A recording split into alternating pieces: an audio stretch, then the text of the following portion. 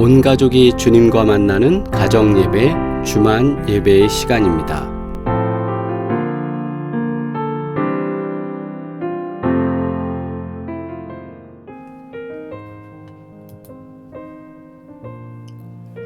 우리 시간 함께 기도드리겠습니다.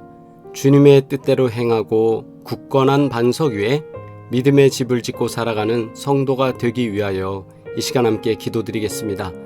세상에 흔들리지 아니하며 말씀의 뿌리를 내리고 살아가는 믿음의 백성 되기 원합니다.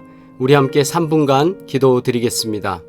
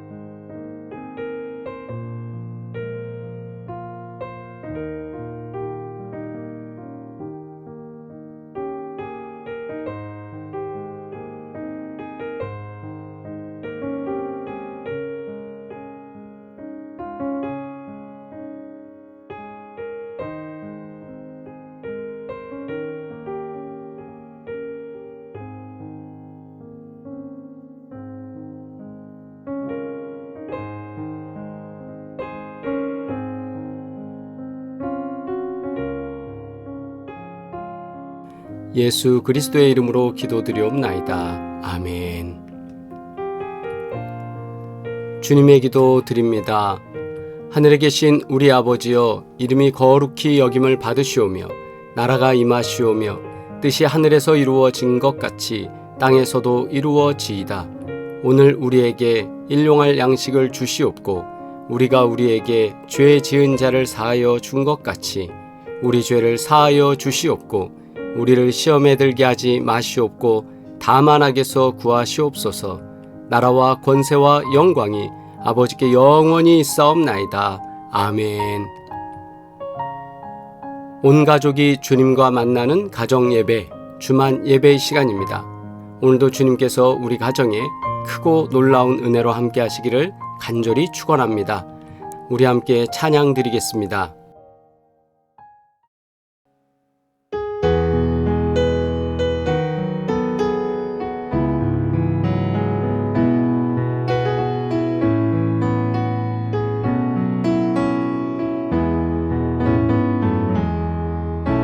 선한 힘에 고요히 감싸요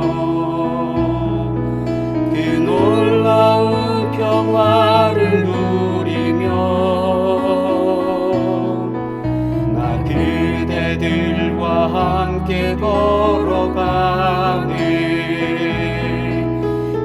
그대들과 한 해를 여네.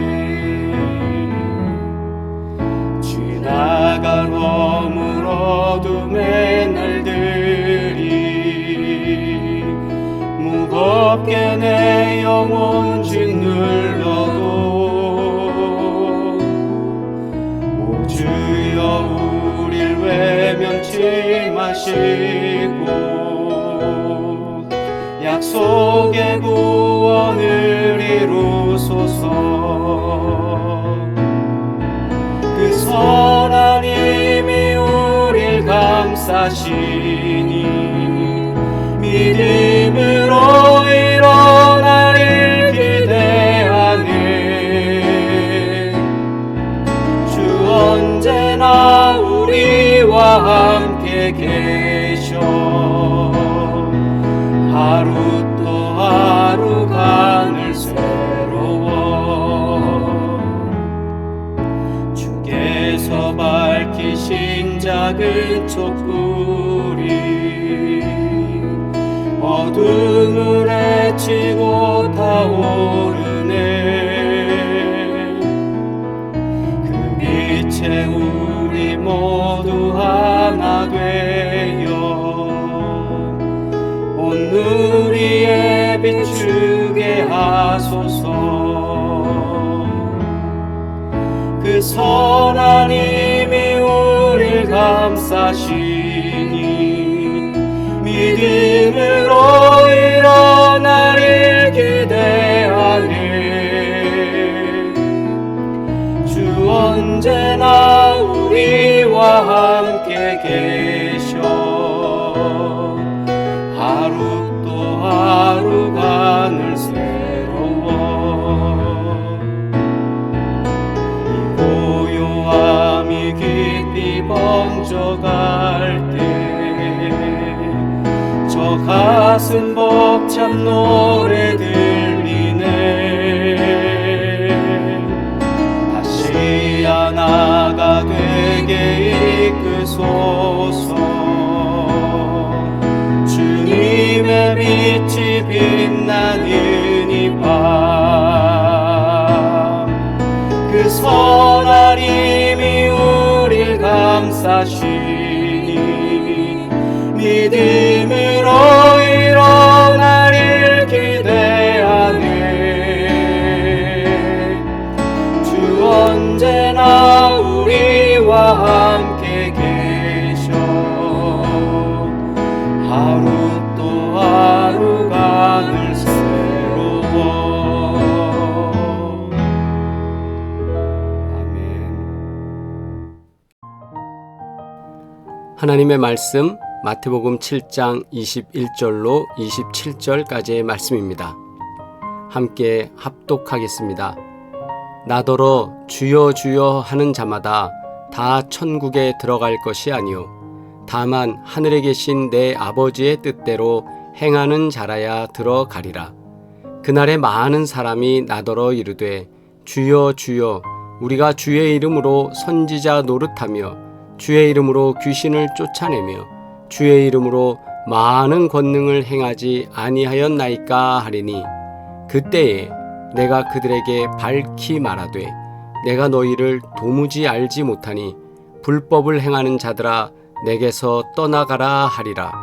그러므로 누구든지 나의 이 말을 듣고 행하는 자는 그 집을 반석 위에 지은 지혜로운 사람 같으리니 비가 내리고 창수가 나고 바람이 불어 그 집에 부딪히되 무너지지 아니하나니 이는 주추를 반석 위에 놓은 까닭이요 나의 이 말을 듣고 행하지 아니하는 자는 그 집을 모래 위에 지은 어리석은 사람 같으리니 비가 내리고 창수가 나고 바람이 불어 그 집에 부딪히매 무너져 그 무너짐이 심하니라. 아멘.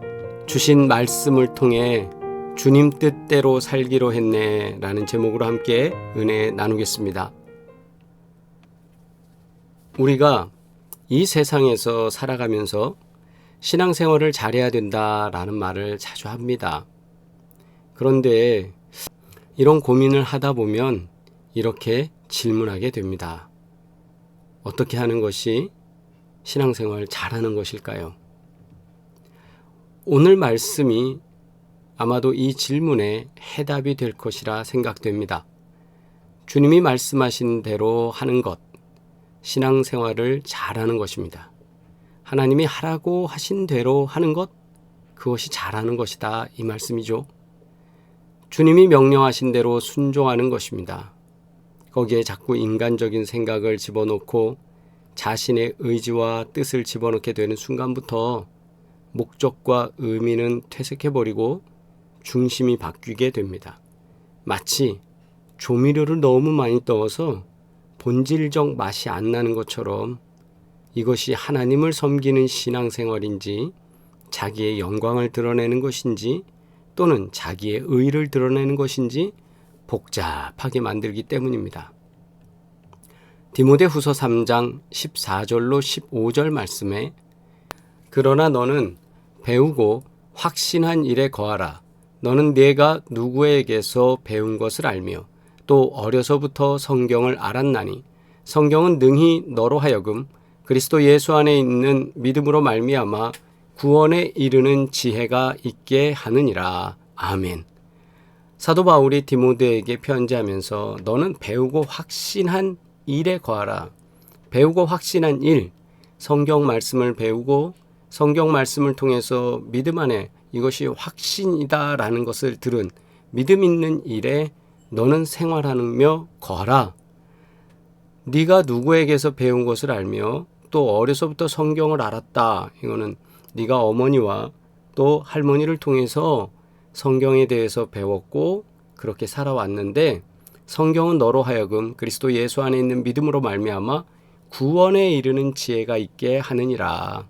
사도 바울이 고백한 대로 우리가 구원을 얻게 하는 지혜는 성경 이외에는 없습니다. 어느 나라 법이 구원을 이루도록 하는 길을 가르쳐주고 또 어떻게 살라고 얘기하고 있습니까? 아니잖아요. 그러니까 오직 성경만이다라는 것을 사도 바울은 이야기하면서 제자 디모데에게 그리스도 예수 안에 있는 믿음으로 말미암아 구원에 이르는 지혜가 있게 한다. 그러므로 너는 어디에 집중해라? 성경에 집중해라. 이렇게 말하고 있습니다. 여기서 우리는 이렇게 질문할 수 있겠죠. 어떻게 해야 주님 뜻대로 행하는 삶을 살 수 있을까? 자, 어떻게라는 겁니다. 어떻게 해야 될까요? 그 질문을 우리 본문 속에서 찾아보고자 합니다. 첫 번째로는 어떻게 해야 우리가 주님 뜻대로 살 수 있을까 할 때 주여라고 부르는 사람입니다. 나더러 주여 주여 하는 자마다 다 천국에 들어갈 것이 아니요 다만 하늘에 계신 내 아버지의 뜻대로 행하는 자라야 들어가리라. 아멘. 주여 주여 하는 자마다 천국에 들어갈 것이 아니다. 그러면 주여 주여 한다고 천국에 가는 것은 아니다. 아버지의 뜻대로 행하는 자가 들어간다 라는 말입니다. 그러면 보통 이렇게 생각합니다. 주여 주여라고 부른다고 그렇게 부르는 사람 모두가 천국에 들어가는 것은 아니다라는 말씀 맞죠? 그렇다면 주여 주여라고 안 하면 들어가나요? 논리적으로 맞지 않죠. 네. 그럼 여기서는 주여 주여라고 부른다고 해서 모두가 천국에 들어가는 것은 아니지만 주여 주여라고 부르는 사람이 천국에 들어간다는 겁니다. 그러면 주여라는 말의 의미는 뭘까요? 헬라어에서 큐리오스 또는 쿠리오스라고도 하는데 큐리오스라는 이 단어는 영어로는 Lord 또 마스터라고 번역을 합니다. 그래서 예수님 당시에 큐리오스는 로마 황제를 부르는 말이었습니다. 그리고 큐리오스라는 것은 로마 황제뿐만 아니라 나의 주인님, 즉 노예가 나보다 높은 사람을 향해서 나의 소유주를 향해서 부를 때 큐리오스라고 합니다. 그리고 또 제가 제 입장에서 제가 누군가 만나는데 내가 만나는 사람이 정부 기관에 또는 높은 사람이에요. 그럴 때는 그 사람을 좀 높여 불러주기 위해서 큐리오스라고 합니다. 영감님, 대감님 이렇게 우리가 호칭을 사용하면서 그분을 높이는 것처럼 상대방을 높일 때도 사용합니다. 그러나 큐리오스는 함부로 사용할 수 없는 말 중에도 하나인데 그 이유가 뭐냐면 로마 황제를 지칭하는 것이 기본적입니다. 우리가 지금 이 사회 속에서도 황제를 의미하는 것 또는 지존자를 부를 때 하는 영어적 표현이 아직도 남아 있거든요. 그런 거는 그만큼의 상대방을 존중한다, 존경한다, 그리고 나는 당신의 소유입니다 라는 것을 말하는 겁니다. 그런데 당시에 예수님을 따르던 그리스도인들은 예수님을 향해서 큐리오스라고 그러는 거예요. 예수님을 향해서는 큐리오스라고 부르면 그것은 이미 위법한 상황이 되는 거예요. 그런데 당시에 제자들은 예수님을 향해서 큐리오스라고 말하고 있습니다. 그것은 예수님이 자신들의 황제, 통치자이고 자신들은 예수님의 통치를 받는 사람들이라는 뜻을 내포하고 있습니다. 주여라는 말에는 자신의 믿음과 삶의 고백과 행위를 모두 포함하고 있는 것입니다. 여기서 성경 말씀은 입으로만 주여를 외치는 것이 아니라 전심으로 온전히 하나님의 뜻을 행하는 자야 된다라는 것을 강조하고 있습니다. 그러므로 무슨 뜻입니까? 주여라고 부르는 사람이 주님의 뜻대로 사는 사람임은 맞습니다. 그러나 입으로만이 아니라 삶으로 그 삶에서 나타내야 한다는 것입니다. 22절 그날에 많은 사람이 나더러 이르되 주여 주여 우리가 주의 이름으로 선지자 노릇하며 주의 이름으로 귀신을 쫓아내며 주의 이름으로 많은 권능을 행하지 아니하였나이까 하리니 그때 내가 그들에게 밝히 말하되 내가 너희를 도무지 알지 못하니 불법을 행하는 자들아 내게서 떠나가라 하리라. 아멘. 말씀 속에서 주여 주여라고 하고 예수님을 위하는 일이라고는 하지 않아요. 자신의 목적을 이루기 위해서 했습니다. 귀신을 쫓아내고 막 하는 어떤 목적입니까? 자신들이 돈 받고 자신들이 유명해지고 자신들을 위해서 하는 거잖아요. 주님은 그것이 불법이다라는 겁니다. 주님의 법을 어기고 살아가는 불법을 행하는 사람들이라고 말합니다. 주님의 영광을 드러낸 것이 아니라 자신들의 사역을 했다라는 것입니다. 우리 그리스도인들이 너무나 쉽게 저지를 수 있는 잘못이 바로 여기에 있습니다. 목회자들이 쉽게 저지르는 잘못이 바로 여기에 있습니다. 자신들이 하나님의 영광을 가져갑니다. 자신들이 하나님의 뜻을 대변한다고 하면서 마치 자기가 하나님인 양 할 때가 있다라는 것입니다. 이렇게 표현하죠. 다 주님의 뜻입니다. 모두 주님의 계획입니다. 교회를 위한 것입니다. 라고 하지만 그 말을 주님이 들으시고 이거 내 뜻 아닌데? 라고 말씀하신다면 어떻게 하시겠습니까? 우리가 뭔가를 준비하고 진행할 때의 기도는 이것은 하나님의 뜻입니다. 라고 말할 수 있는 것이 아니라 하나님 이 안에서 하나님의 일을 이루어 주시옵소서. 하나님께서 가라 하시면 가고 쓰라 하시면 쓸 수 있는 것이 그것이 우리의 믿음의 고백이고 그 가운데 나타나는 것이 하나님의 뜻입니다. 그래서 우리는 진짜 주님의 뜻이 무엇인지 기도하고 깨달아야 합니다. 만약 예수님이라면 어떻게 하셨을까? 우리의 모든 삶에서 먼저 우리는 이 질문 한번 던져야 합니다. 주님의 뜻을 구하고 분별하여 주님의 뜻대로 행하는 그런 믿음의 사람이 되기를 주의 이름으로 축복합니다. 주여 주여 부르는 자마다 다 천국 백성 되는 것 아닙니다. 그러나 다시 말하면 주여 주여 부를 수 있는 진정한 그리스도인이 되어야 하나님의 백성이 됩니다. 그러므로 주여라고 주님을 부를 때 주님은 나의 통치자입니다 라는 고백으로 진정으로 주님을 부를 수 있는 저와 여러분 되길 주의 이름으로 축복합니다. 두 번째, 주님의 뜻대로 살 수 있는 사람, 주님의 뜻으로 살기를 원하는 사람은 반석유에 집을 지은 사람과 같다라고 합니다. 그러므로 누구든지 나의 이 말을 듣고 행하는 자는 그 집을 반석유에 지은 지혜로운 사람 같으리니. 아멘. 저는 이 말씀을 초등학생 때부터 가만히 보면 볼수록 참 신기해요. 어떤 바보가 모래 위에 집을 짓는단 말입니까? 그죠? 자, 한번 보세요. 주님께서 주님이 뜻대로 행하는 자를 말씀하시면서 집 짓는 자를 비유로 말씀하셨어요. 두 사람이 집을 짓는데 한 사람은 모래 위에 집을 짓고 한 사람은 반석 위에 집을 짓습니다. 날씨가 좋은 날에는 별반 차이가 없지요? 그러나 비가 오고 홍수가 나고 바람이 불면 상황은 어떻게 될까요? 반석 위의 집은 끄떡없지만 모래 위에 지은 집은 무너져 버린다라는 거예요. 우리의 삶도 마찬가지다. 이것이 이 비유가 주는 핵심적 포인트입니다. 그런데 저는 여기서 질문할 거예요. 아니, 눈에 뻔히 모래가 있고 반석이 있으면 집을 어디다 짓습니까? 당연히 반석 위에 짓겠죠. 그럼 집을 지을 때 이 사람은 모래를 못 봤다는 거죠. 왜 모래를 못 볼까요? 이 말씀은 지금 우리의 현 시대에서 볼 것이 아니라 이스라엘이라는 지역, 팔레스타인이라는 지역을 이해하면서 봐야 됩니다. 와디라고 해서 비가 안 올 때는 거기에 물이 차질 않습니다. 그런 강이 생기질 않아요.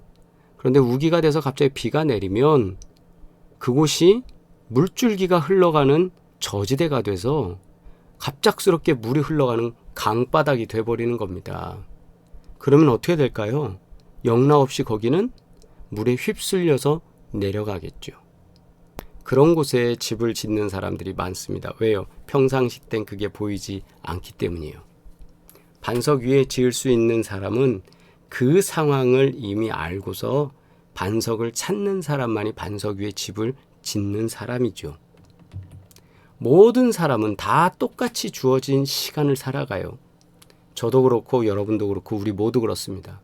각자 인생의 집을 짓고 사는데 인생의 풍랑을 만나고 역경을 겪게 되면 우리의 기초를 어디에 두고 살아왔느냐, 그 사람의 가치관과 그 사람의 신념과 그 사람의 이상과 그 사람의 비전과 그 사람이 바라보는 세계관이 뭐냐에 따라서 이게 달라지죠.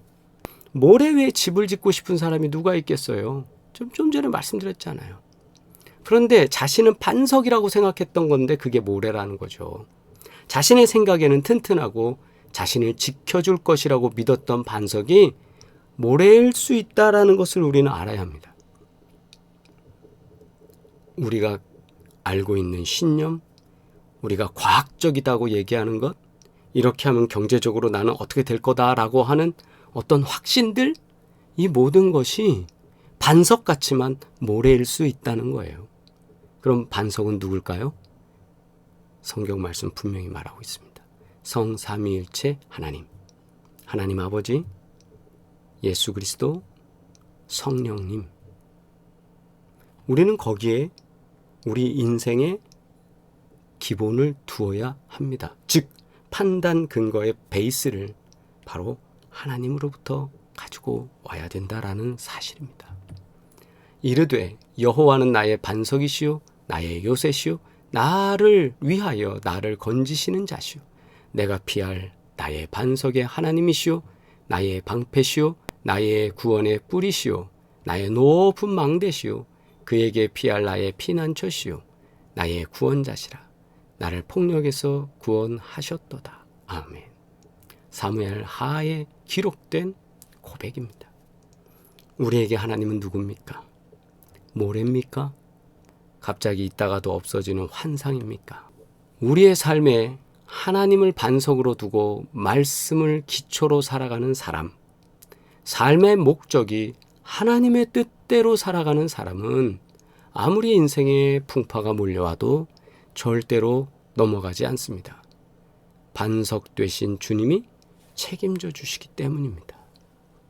신앙생활은 주님 뜻대로 살기로 결심하는 것입니다. 그리고 그 결심대로 순종하는 것입니다. 이 땅에 없어질 모래성 같은 집을 짓고 사는 것이 얼마나 많습니까? 영원히 사라지지 않을 영원한 집을 반석 위에 짓고 살아가는 삶이 되기를 바랍니다.